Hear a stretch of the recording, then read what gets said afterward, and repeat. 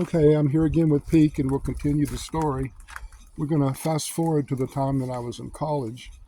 Um, I got my degree in 3 years, my first one.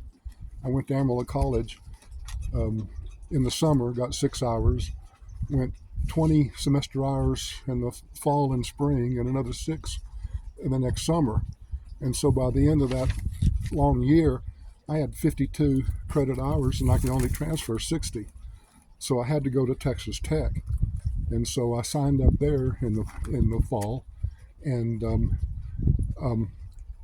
I had taken every course I'd taken so far was ones you have to take, and I wanted to take something for me, so I took a philosophy of science course, and it was real enjoyable. But about halfway through it, he told us about the Big Bang theory, that everything there was came from nothing 13.7 billion years ago. And so after class, I went to him and I said, "That ain't true." He said, "Well, that's the way they teach it." And so I I don't know if you've looked at the Milky Way, it's clear enough here on a clear night. I mean, it just spreads out over the whole sky. There's a play they do in Texas at Palo Duro Canyon, and one of the lines at the beginning of it is that, it looks like you could just reach out and grab a handful of stars. They're all so close. And I just knew that that was older than 13.7 billion years ago. That's only at rotating at 50 or 100 times or something. And I mean, that's just incomprehensible to me. And of course, the Rancher book says some stars have gone for trillions of years. So I knew that wasn't right. And so what I then began to do was I signed up with my philosophy teacher for a self-described course. I don't know if you're familiar with that, but almost every university will let you design your own course. And if you have a professor that'll agree, you can make up your own course. So I made up the philosophy of space and time. Is what I was trying to understand, and I didn't have any. I didn't. My only desire was to read what scientists thought and just put that down in a report. But the more I read a number of books and stuff, and I began to realize that nobody had a comprehensive view of the cosmos, that it was just all scattered. They couldn't describe how time and space worked. And so I spent that whole 2 years doing that. Um, One thing that I come to the conclusion at the end of it, of my schooling though, was I didn't know how to proceed. There wasn't any more evidence and everything. So I just said to myself, if there's ever evidence that the cosmos is older than 13.7 billion years, then resume your study and begin looking at it.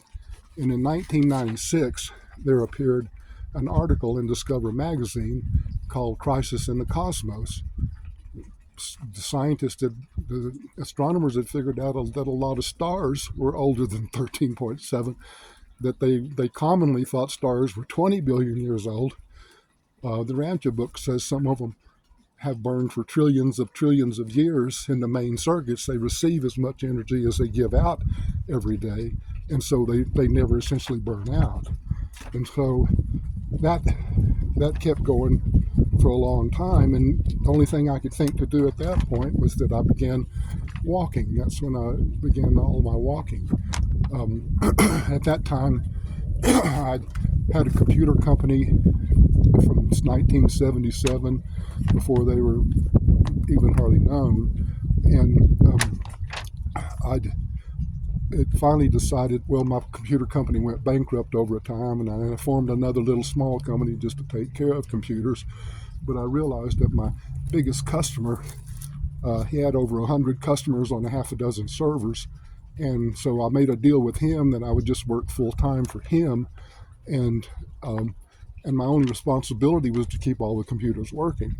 So I would just go in at 8 o'clock in the morning, make sure that they was in several different cities around the panhandle, and I just made sure that everybody was up, all the problems were solved. And the very first cell phones came out, and there was only two towers in Amarillo at that point, but I could get to the Canadian River where I like to hike, and I could still get service. So I began walking virtually every day. I would walk 10, 15 miles a day every day, talking to the God within, trying to just sort it all out. How did it all work? And then I was walking along one day, and all of a sudden, in my mind, the whole picture just appeared. I could see every connection of gravity. I could see everything that was going on, all the way down to the electron. I could see that there was gravity within it and that there was gravity without it. And what I realized, that gravity was individual and distinct connections between individual and distinct masses. Science thought it was some kind of sheet or something that just covered things, but I realized, no, it's individual and distinct connections. And so I asked God, well, what are those connections called? And he said a gravion.